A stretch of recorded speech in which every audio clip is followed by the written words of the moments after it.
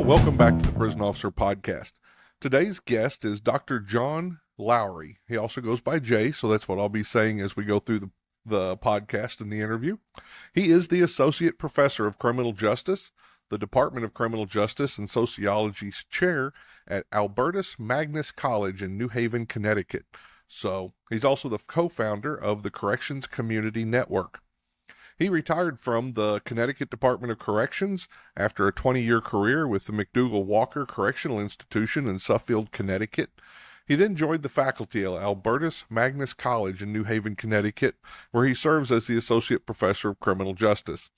Prior to assuming these positions, he was a criminal justice adjunct faculty member for 13 years at various Massachusetts colleges. He received a B.S. in Political Science and an M.S. in Criminal Justice from Westfield State College, and he also has a Doctorate in Education from the American International College. In 2023, he founded the Corrections Community Network, an online community developed specifically for current and retired correctional, parole, and probation professionals. His mission is to provide hardworking men and women of corrections a supportive community where they can discuss the unique challenges and perspectives only those of us in the field can fully understand. And we're going to have a discussion with him today and learn more about all this. So welcome to the podcast, Jay. Thank you very much for having me. It's a great honor. Yeah, we've been talking on LinkedIn a little bit, and so I'm glad to get to have a little face-to-face and learn a little bit about you. Absolutely. Yeah, it's So go ahead and tell me about where you grew up and how you made that, how was high school and all that stuff. Give me the brief on Jay. All right. So I grew up in the western part of Massachusetts, small town called West Springfield. Born in 1970, raised in the 70s and 80s. Quiet community at the time. Wasn't much of a student at all. I was an athlete. So made it through high school and went off to college in 1988. Studied political science. Had no idea what I wanted to do. Graduated 4 years later with the aspirations to go into law school and study environmental law. The reality of the cost hit me. I went out one night drinking with some buddies, which is foreshadowing for a lot of decisions in my life. And they asked me if I would be interested in going to take the DOC test for Connecticut. And I had no idea what the Connecticut DOC was, and they explained it was the prison system. I had no law enforcement aspirations in my life, but I figured, how bad could that be? So I went and took the test, and about 8 months later, I was selected, and I started the academy. So like I said, I came into it, I guess, like many people, it wasn't my first choice, but it turned out all right. Yeah. So what kind of athletics and stuff did you do in high school? Well, 30 years and 90 pounds ago, I was a quarterback and a two-guard. So, okay. like I said, that's pretty much how I spent most of my time. And then, like I said, I got to college and discovered the gym and the free meal plan. All of my athleticism went out, and it just put out about 120 pounds. I got into strength sports, and like I said, I remember when I went for my DOC interview, I was, the joke at the time was they were hiring by the pound. So absolutely. Yeah, at that time it was a little bit different. Yeah, I was on the same program. So, so political science and environmental, you were going to go into. What was the thought process at that time? What was the direction you were looking? None. I mean, there was no real. I don't know. Burlington, Vermont, is a beautiful town, and if you're in the Vermont area, and they have a great campus, and that's what they focused on. At the time, my views were much more left-leaning. I was in my late teens, early 20s. I was going to save the world, and the cruel reality of life hit me, and that was quickly put in the rearview mirror. Right. So you get into the Connecticut Department of Corrections, and it sounds like you're kind of like me. Back then, there were lists. You had to get on a list. You had to wait 8 months. Nobody would have to wait 8 months right now to get hired. No. Oh, no. Yeah, it was definitely a process back then. Yeah. Tell me about the academy. What was it like? Well, the academy, and again, I think most people watch this from a certain generation relate to it. It was typical academy. It was a 12-week, and I think it was about 11 minutes into my first day that I made myself a promise that I wouldn't work a day past 20 because I had to, only if I wanted. Right. We were at the time it was 20 and out, full pension, so I started at 23. And I've always said that corrections is somewhat unique in that the day you start, the day you can leave. Uh-huh. So there's a lot of things. There's a lot of things I've done in my life that are not smart. But one of the handful of things I did was I started planning for that. So Absolutely. it was my experience. We'll speak more about this. It was my experience throughout the career that a lot of people I worked with never really came up with a plan, and it was something that I thought we need to address. Again, we'll speak more about that. So that Yeah. was it. So yeah, I said started the academy, and the realities of it hit home, and went to my first sight sense at a medium security dorm setting, and that was the first time I've ever walked into a correctional setting, and it was, I'm sure like everybody else, it was incredibly terrifying, and Right. asking myself really what you want to do. And then I got assigned to MacDougall Correctional, which at the time it was the largest maximum security facility in New England. So it was a brand new facility. We just opened it, and it was like things were in the early '90s. It was a much different career my first 3 years than my last 3 years. Your first Absolutely. 3 years, you're just basically fighting, trying to just physically stay alive. In your last 3 years, you're just fighting, trying not to get sued and left everything you have left after a 20-year career. So, Yeah, that's pretty yeah, much the perspective, yeah. So, yeah. So, like I said, you said it was a little rough and you're a little nervous. So what was it that you saw about corrections that kept you in there? um, again, I think a lot of this, working in higher ed with traditional 18 to 22-year-olds, a lot of this refers to, I think it's a generational thing. When I grew up, my father worked 45 years for the same company, never took Hmm. a sick day. You know, you weren't supposed to like your job if you enjoyed it. It was a hobby. It was, so I mean, work was that's what it was. Right. So, and it was a career, and you were, so I knew that if I did my 20, I could take care of my family, I could take care of myself. Um, and that's really what it was. It was at that time, I viewed it as a career. What I see today, talking to a lot of the younger staff that start, is they see it as a job. And Right. I think that's an important distinction. So again, I am of a generation where you were just, raised Irish Catholic. So, if you had issues with it, you just drank a little more. As long as you're not late for roll call, that's fine. That's pretty much for the first 7 or 8 years. That's pretty much how I got through it. Yep. No, I think you're on spot. I kind of grew up that way too. My dad joined the fire Yeah. department. He stayed there till it was Mm-hmm. retirement. And so as soon as Yep. I got that first real job, that's kind of what I did. Mm-hmm. So Exactly. I didn't see much on the resume or the bio there, but to walk me through your progression, were you a correctional officer for the 20 years or? Yes. So basically, I came in as a CO. So I was a third shift CO for a little while, and we ran MacDougall operated unit management system. So I was a third shift officer, and then that was my bag. I couldn't do third shift. I know a lot of people love it. It wasn't for me in any way, shape, or form. I never got used to it. Couldn't do enough push-ups. Couldn't do enough laps around the cell between 3 and 5 a.m. It was killing me. So the only opportunity I had to get off the third was they had a promotion to treatment officer. Uh-huh. So I became a treatment officer working in the units on second shift. Is that So I like was a an officer for counselor? about 2 years. It's a step between so it's a step between counselors. So basically, it would be more of an officer role. MacDougall was very unique. Everything in our unit management at that time was all custody. So as a treatment officer, I may be doing funeral trips, I may be doing hospital trips, cell extract. So it was and even so I went from CTO to classification counselor. Okay. But again in the unit. But MacDougall, it was a really I had some treatment experience on the classification side, but I mean, I could barely spell RR for regular reviews, much less really. It wasn't my wheelhouse.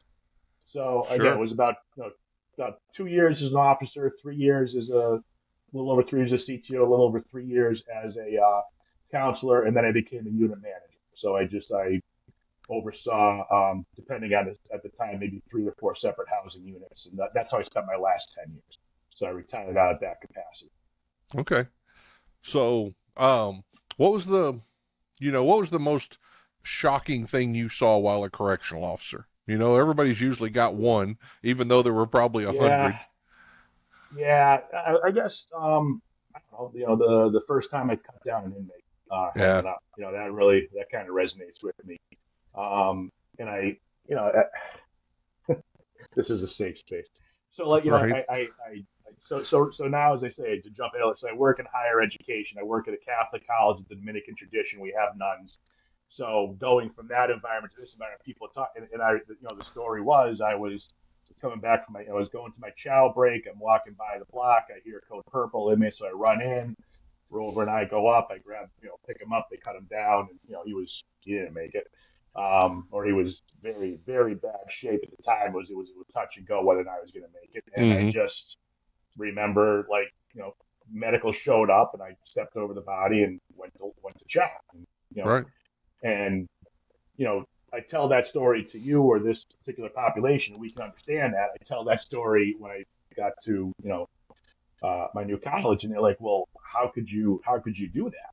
Yeah. And I didn't mean to sound as flippant as I'm sure I did, because I said, "Well, I got 20 minutes to eat, and I got to get back and relieve the rover, so he can relieve." And that's just the way it is. I mean, Right. medicals, there's nothing more I was going to do. And so I think that's when that was the first time that it really kind of hit me that this is a much different job than most people are accustomed to.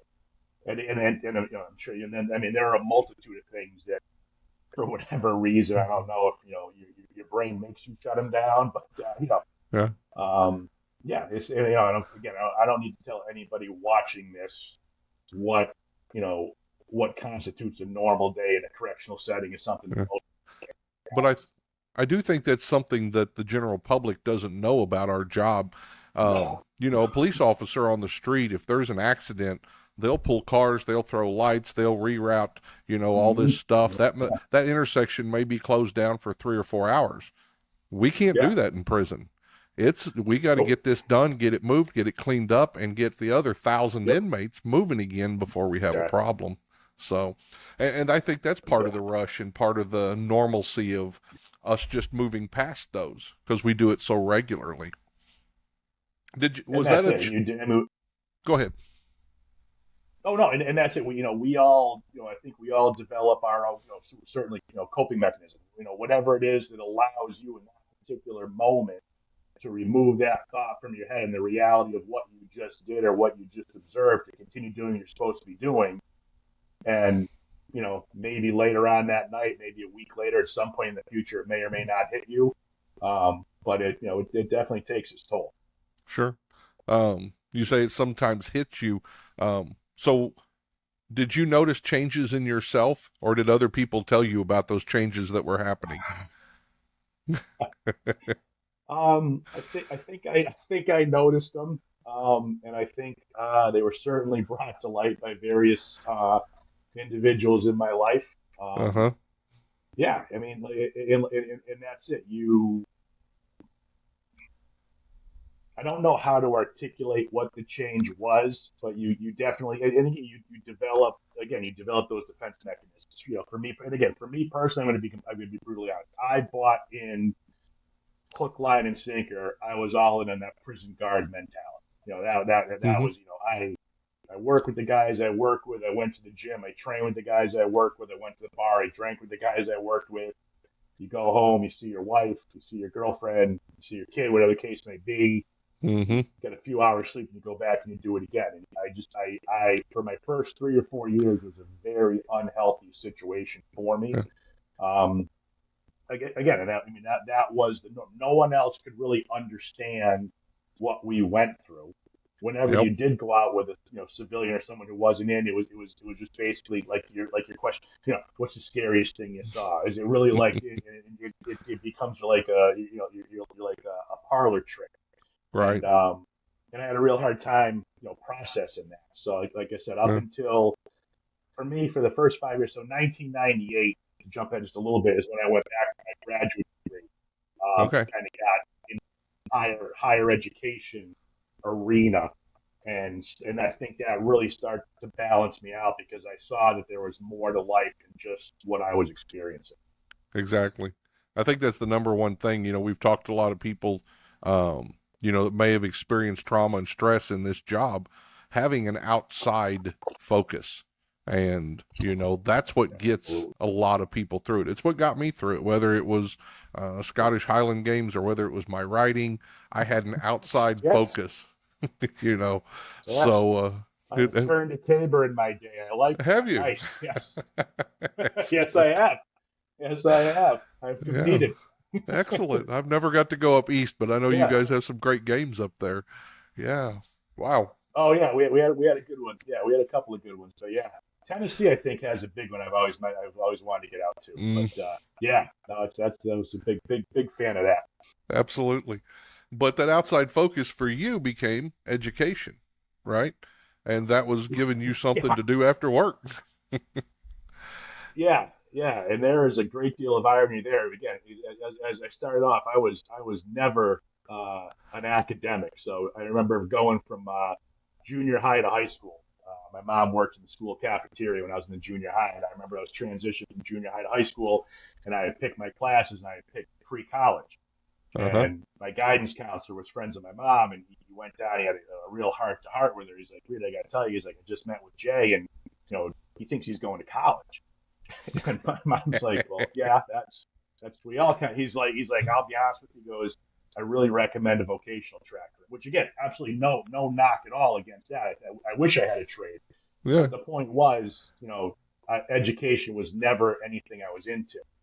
When I went back after having my experience and focusing on an area of criminal justice which I could relate to, I You know, thrived. I fell in love with it. I absolutely, and I knew, that I was on to something.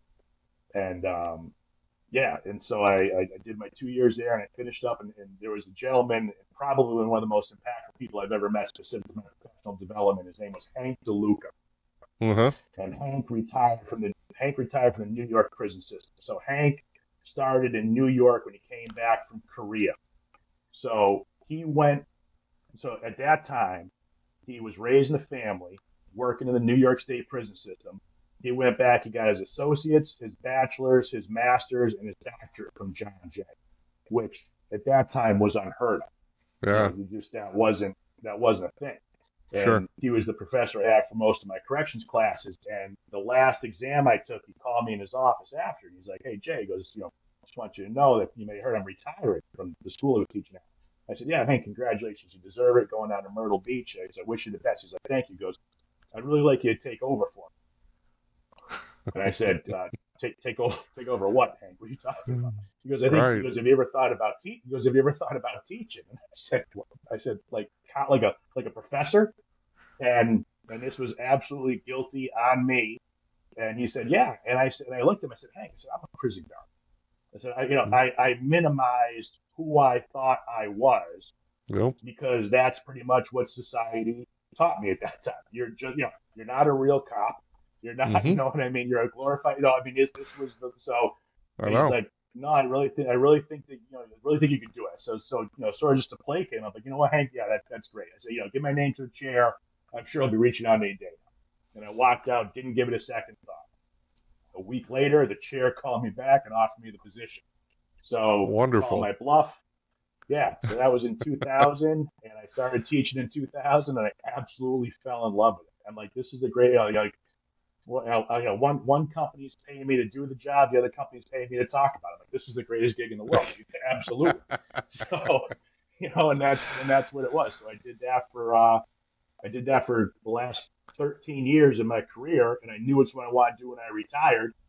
Um, and again, just to kind of circle back a little, we spoke about earlier. I think I'm sure it might be similar with you. when I started, a large percentage of the individuals I worked with had a trade: plumbers, landscapers, electricians, carpenters. So what they did was, when Connecticut was hiring en masse, they joined Connecticut, they got the job, they set themselves up for the benefits, they did as little overtime as possible, did their side jobs, and then they retired and went back to what they did. Right. As I mentioned earlier, I don't have a marketable skill set, so teaching was pretty much, that was like my parole date. If I could get this.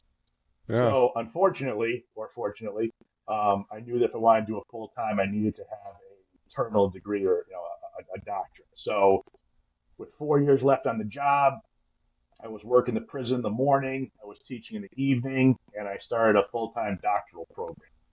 So Wow. that was absolutely miserable, but I got through it.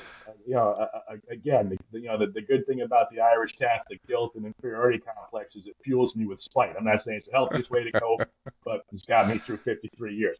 So I Right. refused to quit, and ended up retiring and finishing up my dissertation 6 months later. And 4 months after that, I got picked up at Albertus. If I had planned this career, never would. I couldn't have planned like that. I was very fortunate in how things worked out, and that was it. I was able to leave and get into teaching, and that's how I got here. Cool.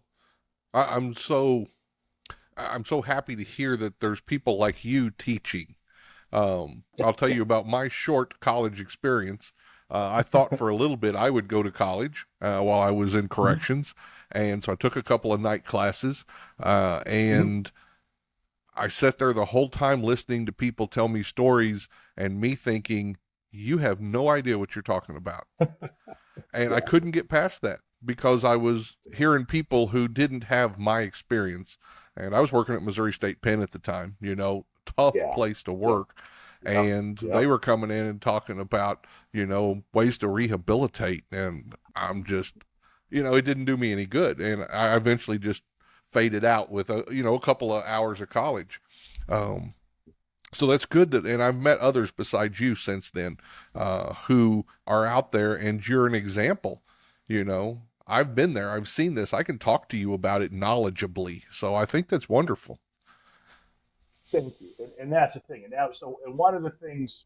So I guess one of the things I should kind of mention. So when I was looking to go back to school, I really wanted to find programs that focused on correction, Uh huh. and it exist.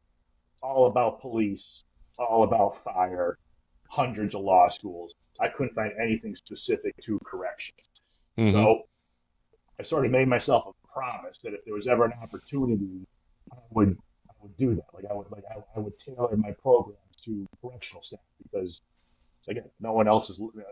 A common theme with me is no one else is looking out for us but us. So I was Sure. very fortunate when I got to Albertus. We had just gotten approval for a new master's program, um, and I could add a concentration in correctional administration. So the first Mm-hmm. thing I added was correctional administration, and then later we added correctional healthcare management.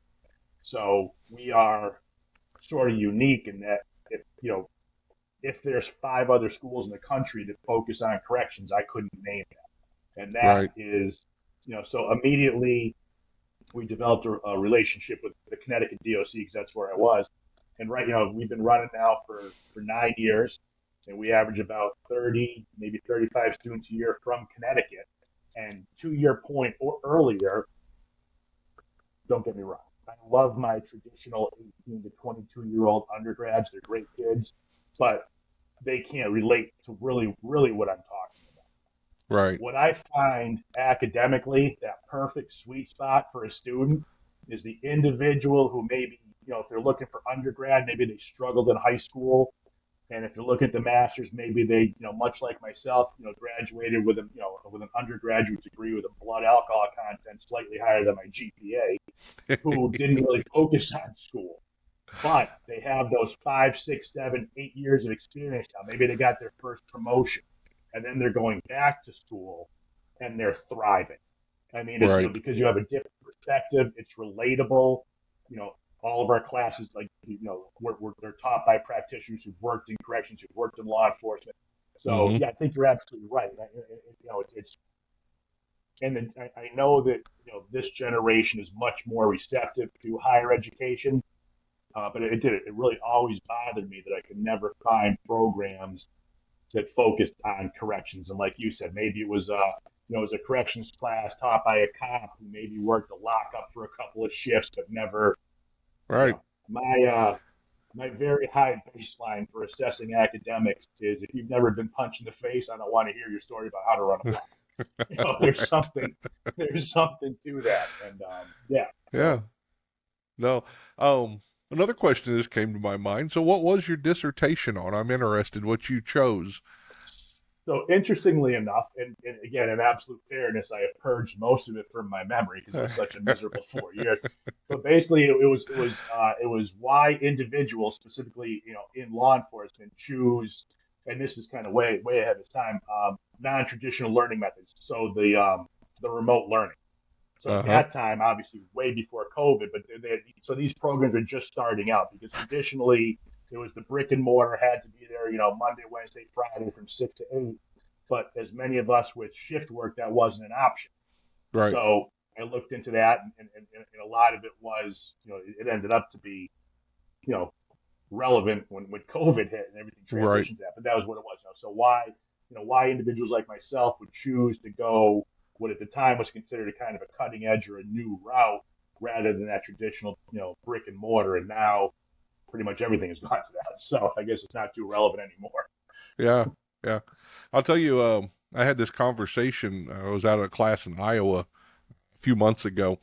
And another thing you don't see on like the Post and CLIA, the certifications from the state for law enforcement officers, and some of those are, Mm-hmm. certifications for correctional officers. You take a Sure. look at the board who approves and puts out those classes, and we're not very represented in corrections. It's all former police chiefs. How do we get So past yes. that?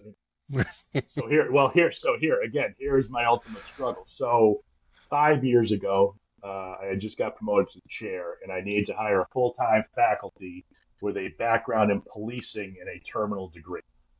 So we put the ad out, and I think I got over 750 applicants worldwide. Wow. Fantastic. Narrow it down. Did we? 3 years later, I needed the exact same position, terminal degree, but a background in corrections. I got 6 people. There were Wow. 6 people who met the requirements, having a correctional background and a terminal. Now, I need to say, I say this all the time. I do not mean to imply that higher education is a panacea for all of our issues. I know it's not for a lot of people, and I absolutely respect that. In my position now, to what you just said, I think it's imperative. We don't have enough subject matter experts in academia and consulting and these types of boards, I feel, to accurately represent us. You know, Yeah. um, when you look at, the biggest one of the biggest issues we're facing as a society is criminal justice reform. One of the largest components is how to address mass incarceration. Well, if you don't have people at that table that know how things actually work, that's a tremendous struggle. One of the Sure. examples, and again, it's very, I'm challenged quite a bit because I see things through an academic lens, but I also see it through the practitioner lens. I use the example often about the Norwegian model. So Yep. everything, all the talk now is all about the Norwegian model, and it's fantastic, and I get that. I hear everybody talking about it, but it's a very offender centric approach. What I don't hear people talking about when they want to implement these policies and practices are the fact that Norway requires their staff to attend a 2 year academy with holistic academic standards. Right. And my argument is if you're not going to invest in the education and training for your staff, you're not going to see the sorts of changes you want in that correctional setting. And Sure. and that's pretty much how I look at a lot of things. Yeah. When people talk about changing the prison climate, I 100% agree and support that.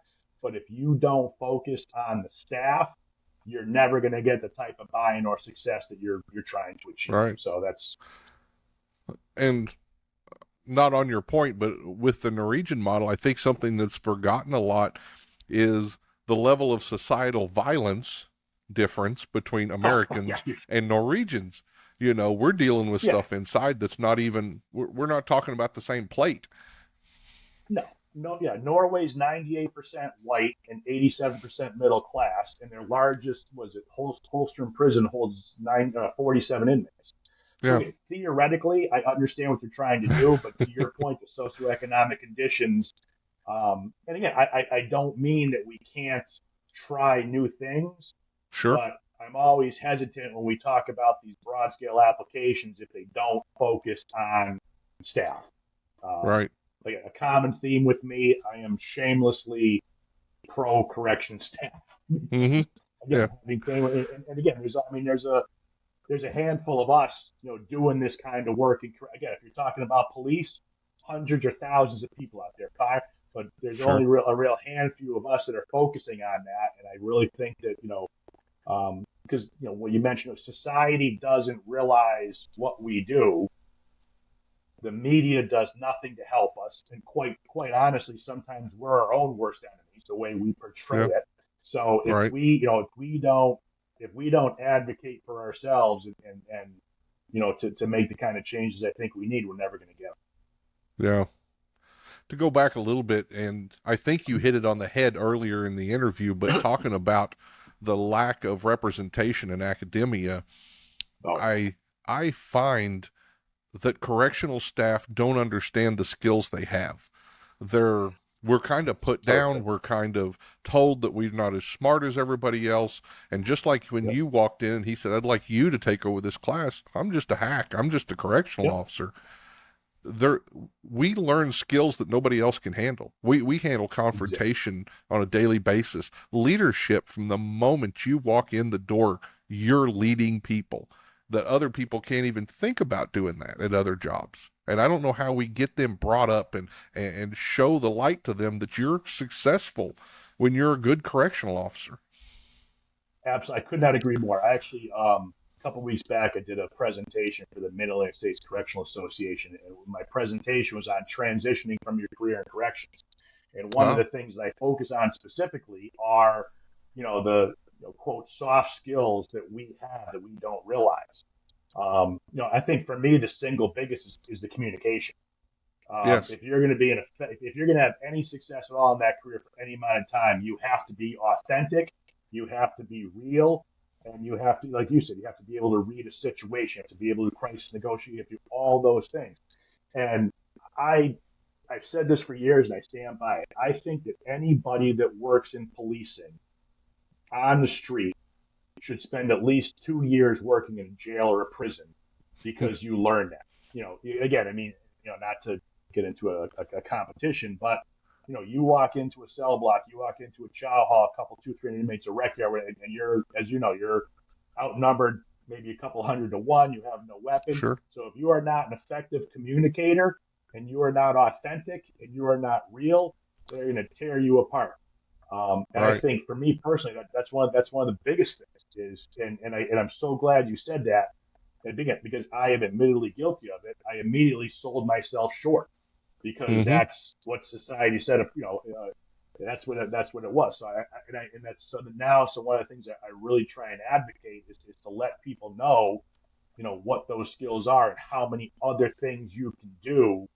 And that's it. A lot of times, I have conversations with people, when I started doing a little bit of research for this topic, I'd meet people, and these are individuals, wardens, deputy wardens, administration, tremendous careers, 20 plus years, and had absolutely no idea what they were going to do when they left. Mm-hmm. And that really bothered me because we're able to retire at a relatively young age. We know our mortality rates are 50. So my thing is, I know the mortality rate is 58. So I'm Mm-hmm. 53, so I'm doing everything I can to not become one of those statistics. And I Yeah. think, I think a big part of that for people, and again, I know we're not a monolith. Some people love the job, but some people just hang around because they don't think they have anything else they can do. And Yeah. I find that really unfortunate because again, when you talk about the dichotomy going from maximum security prison to a Dominican college, I mean, what I've been able, it's been, and again, to what we spoke about earlier, it's completely changed me as a person. The Yeah. person I was at 25, 26 versus who I am now, polar opposite. You know, Right. yeah, and like I said, I think that for people that want to make that change, I just want to do whatever I can to help them, realize they can and help them towards whatever that path may be. Right. Yeah. One of the positive, I guess, things kind of along the line we're talking is that we're needed more now than we ever have been before. Our skills are. Yes. Matter of fact, I put out a book last year called the Prison Officer Podcast Job Guide. And in Yes. the back, Yes. I listed Familiar all with. the agencies. Yeah. And Yes. because I tell people now, don't just, I just went and took the first job that was closest to the house, But these Yeah. days, you can look through there and they're offering 25% here or 35% bonus there. Take those skills and go put them where it helps you the most. So I am glad to see Exactly. that thought Yeah. process has changed, that we're valued more than we were back when you and I started. Absolutely. Oh, absolutely. Yeah. Yeah. Again, back then it was much more clear. So the interesting. So over the last 10 years, so when I got again, Albertus is a very small school. We have my marketing budget is zero. So a lot of my marketing for my academic programs comes through Facebook, and so I've grown a really robust over the last 10 years. I've learned how to use social media, and I've had these conversations with correctional professionals, literally now from all over the world. And I wish I wrote his name down, and I didn't. I spoke one time. There was a sheriff from East Texas, and he was Uh-huh. the only person I ever met that said that he actually has more applicants than he has jobs available. He has a surplus of applicants to what he has available. So I don't know what he was doing. I should have written it down because he was Yeah. onto something. But other than Right. that, as you know, I mean, hiring rates, retention rates, they're abysmal. Um, Right. and again, I think a lot of that just goes back to, if we can begin to change that culture somehow and have staff have more of a buy-in and be more of a factor in that, where, you know, in our day, it was a very authoritative approach to how things were done. Sure. And I think as these new generations come in, that the way that you have to deal with staff now are much different. I'm not saying it's better. I'm not saying it's worse. I'm just saying it's the way it is. So if Yeah. you don't engage, I find myself now, even as a professor, 23 years ago, I didn't need to explain myself as much as I do now. And Right. talking to people, in supervisory positions, I would never have thought, when I first started as an officer, if a lieutenant or a captain told me to do something, ask them why. That Right. thought never would come to my mind. But that's a theme now. So we're dealing with a Sure. different population, so we need to be real about Yeah. And they want to know why. And it's not in a mean way and it. it's Yes. not in a dismissive way. It No. is, I want to No. understand. And I don't know how we get some of our Exactly. staff to look at it that way. Yeah. You probably hear it. I hear it. Staff say, well, they won't listen to me. I'm not talking to them anymore. There's nobody else No. to do this job, people. Yeah. You've got to get them on Exactly. board. You've got to train them. So let's get back Mm-hmm. to academia a Absolutely. little bit because I'm interested, and But sure. we talked on email a little bit. So you've been doing this many years, over 20. How has the teaching changed that you're doing inside the college? Have the classes changed? What are they teaching them in there that? Um, So, um, so I hit a spot, did I? no, well, no, and so here's the thing. So personally, I've been very fortunate in the schools that I've been at personally have allowed me the autonomy to basically teach my classes in the way that I feel they should be taught. Oh, cool. I have had I have had some situations where, um, oftentimes criminal justice in a lot of schools falls under sociology. So the Right, department is sociology and the program is criminal justice. And again, at Albertus, that's how it is.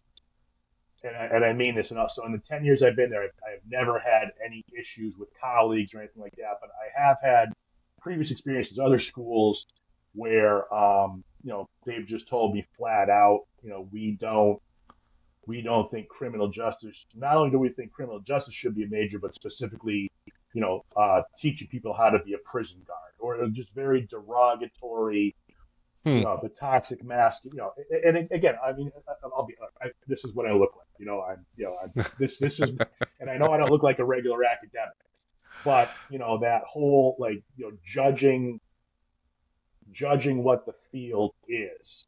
I talked to a lot of my colleagues, and they do struggle with it because it's a challenge, and I realize, especially in the last 3 or 4 years with COVID, it's a little bit of a challenge because these kids coming into high school, coming into college from high school, have much different experiences than we did. So we do. Yeah. I find myself, I need to be.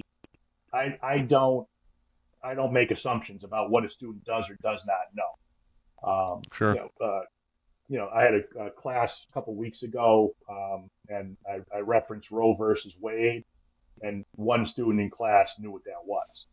So, where Wow. historically, yeah, two ways to cross a river? No, but Uh, so you try and figure out, so how do I have a conversation about Supreme Court precedents with the abortion issue if they have no idea what the abortion issue is?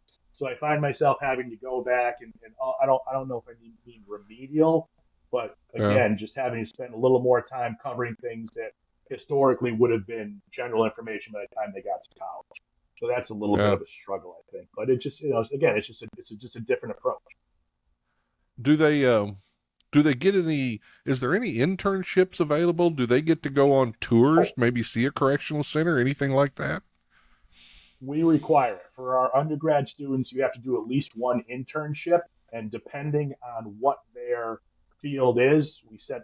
So here's, and again, so this is an interesting thing. So I've been teaching for 23 years, and 7 years ago, I had a young lady, and this was the beginning of every intro to CJ class. I go around the room, tell me who you are, where you're from, what you want to do.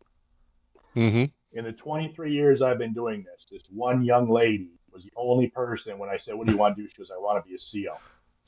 Like, everybody wants to work in the FBI, the DEA. Nobody, in my experience, maybe it's a Northeast thing, I don't know, but Yeah. no, corrections was never anybody's first choice. So I was Yeah. I was thrilled. But so not a lot of people. But we average. I think we've had. Did I she think know what it everyone was? else. Oh no, she knew, and she didn't. And normally, yeah, yeah. Normally, I know for a lot of people it's generational. Like my father worked in prison, my grandfather worked, my uncle. Um, Mm-hmm. that wasn't really the case. She had no ties to it. That's just what she wanted to do. And what's amazing, 2 years ago, because we go to all the academies. Whenever the Connecticut DOC graduates a class, we go because we offer educational incentives, and we go to let them know. And she was there, Uh-huh. so she had graduated, and it was really. I mean, Wonderful. this always sounds a little, yeah, this always sounds a little bit corny, but I really mean it. I think you can relate to it. One of the things I really struggled with in corrections is I never felt a tangible reward for what I did. In Uh-huh. my mind, the way you measure successful days, if everybody you're in roll call with leaves at the end of the shift without getting hurt, there's no major service, that's a good day. But Mm-hmm. again, getting back to, I wish I had a skill set. I wish I were a carpenter.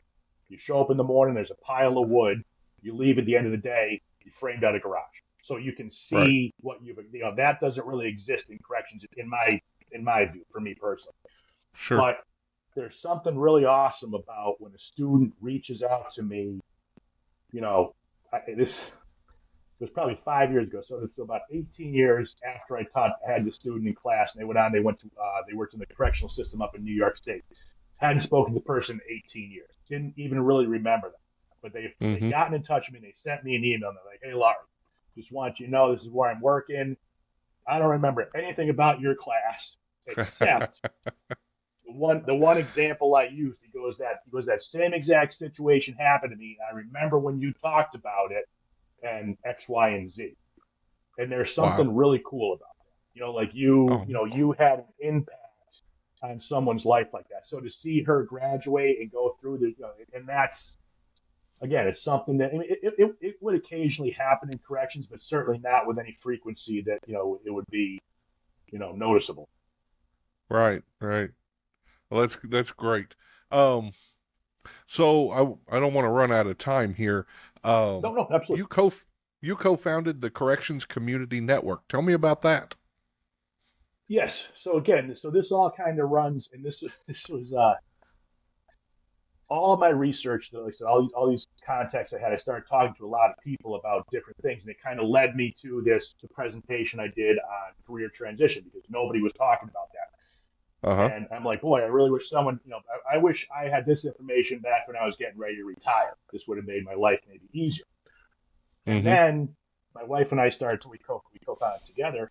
We started talking about it. I'm like, boy, I go, there's a lot of things that if I had known when I started, my life would have been much different. So Right. this CCN thing, literally, 8 weeks ago was our first conversation about how to do this. So Okay. she works in digital media, so we put together a website and have an app, and basically it's what I envision. Is so basically it's like Facebook meets a resource center. So it's a place for current or retired corrections, parole, probation to kind of come together, discuss issues, discuss events in a much more like supportive kind of way. Right. And then we have, like I said, so there's an app and we have different categories. We're obviously we're still building our content, but so there's a section on physical health, on mental health. One of the big things that stuck with me was we have a section on family relationships. So when I retired, so I retired and I was home, and I was home all the time, and I would see Right. my family all the time. When I wasn't seeing my family for 20 years, and the house ran great without me there Yeah. all the time. But when I was, and I started having because we have this natural, I have this natural tendency of maybe, what you're doing here is good, but what if we do start changing the flow? And they're like, listen, this house has been running for 20 years without you here, and again, just ways in which, and again, I'm all about full disclosure. This is my third marriage, so I wish Yeah. that people talk to me about, the statistics say that that's normal, but what do we do to avoid that? So, Yeah. we have wellness coaches, we have happiness coaches, we have divorce lawyer. I mean, we have all of the resources that I could think of from as we could think of from as many areas as possible, kind of in one place. So Okay. that's we that was the idea, and we put it together. And like I said, we've been live for about a week now, and yeah, I mean, and again, it goes back. I think, and I know there are a lot of organizations. Corrections One is a great organization, and CLA is a great. In my experience, a lot of those groups Mm-hmm. focused on the profession of corrections. My goal, our goal, is to focus on the individual. I think a Right. lot of times, in my experience, people kind of viewed us as a monolith, and it was all about the field of corrections, but nobody really cared about the individual. So that's kind of what Right. we're hoping to do is just provide a place. And with other people that understand what you're talking about. I'm very Exactly. unique. Yeah, because when I retired, I got to go to work for Pepperball, and so I Yeah. travel and I get to Yeah. go out and hang out with cops. I get to go out and hang out with Yeah. correctional officers, and I get to have this visit with these guys, every couple or Yeah. few weeks. And I know a lot of the people that I know that have retired, you get isolated because you're used to having Absolutely. that group around you. So I Mm-hmm. think that's a great idea to have a place where they can go talk to people that understand what they're talking about, not people who are talking to them, which is kind of like what I talked about with the first, criminal justice professor. You don't understand Exactly. what I've been through. So, Yeah. And more, and I think you're 100% right, and more so, someone who's willing to listen. So it's funny. So a lot of the feedback we got, we're looking, and again, we want to make it as broad and as possible in what we offer. One of the biggest things that keep coming up is mentorships. A lot uh of huh. people, so a lot of the staff I talk with that are retired want to be mentors. a lot of the people I talk with, so our tagline, I came up, like from cadet to commissioner. So in our utopian society, like everybody, you kind of leave your titles at the door, but and that's it. Is people, a lot of people kind of like us have all this experience and wisdom and whatever that we want to sort of impart, but also what we can learn about how different things are now. That because I don't have, I joke that I hadn't been back in the facility for the 10 years since I retired. I'm teaching these Uh-huh. classes. I'm like, well, I should at least go back and see if prison's still like I remember it. And I'll be honest with you, it's not. I mean, the No? facility, the facility that I worked at's the same facility, but it's a completely different climate and culture. And Yeah. like I said, I think if we can have that mix of individuals, then that just makes it again better for everybody. Yeah. It's interesting you talk about that. I still get to go inside once in a while, and the thing I Mm-hmm. notice the most anymore is that I see a lot of inmates sitting around. And when I was in corrections, inmates that didn't have something to do were dangerous or would become dangerous Yeah. for me. And Yes. so there was always work. There was always, our job as a housing unit officer was to keep people busy. If I could keep them out of their cells and up doing something, I did. And I don't know Yeah. if that's just something I'm noticing or if it's really something that's going on in there, but I see a lot of inmates, they'll be lined up in chairs next to the wall waiting for this or Yeah. waiting for that. And I don't know. It's a change in our culture or what's going on, but I've noticed that lately. Uh, Oh, 100%. And again, earlier I was making references to, like this generation of correctional officers, and I did not at all mean it to be derogatory. It was just my perception. But the same Right, thing is that same population, like the types of inmates that you and I started with, the right. convicts, like that. Uh, It's changed. It's a different, the way you could interact with them is now different. The maybe, yeah, the unique outside the box ways you may have dealt with individual yeah. situations. You may have had The a little more vocabulary. autonomy. Exactly. Yes. Yes. Exactly. It's different because, and again, my observations, it was, and then maybe this is just me, they tend to take things a lot more personally now. Like Yeah, I was, the idea of being offended never crossed my mind because that's sort of what the job was. Again, not saying right. it's right. Again, maybe if it was different, I'd be in a different situation in my life. But again, all we can do is compare it to what we know. Sure, sure. Well, that's great. Anything else going on you want to talk about? No, like I said, I think I love the work you're doing. I think, like I said, I think there's not a lot of us advocating for correction. So if anybody out there is interested, like I said, we can use all the help we can get. And Right, no, like right. I said, just like to thank you for the opportunity. I greatly appreciate it. Well, I'll put links in the notes here, but tell people if they Appreciate it. want you to speak or if they want to get a hold of the Corrections Community Network, give me some of the places they can go to get in contact with you. Absolutely. If you'd like to speak further, JNLAWRIE at albertus.edu is my work email, and CORRCOMM corcom.net abbreviated is our website. Please check it out, see what you think, and this is so that if you do check it out and you're not interested, that's fantastic. If you don't mind, just shoot me some feedback.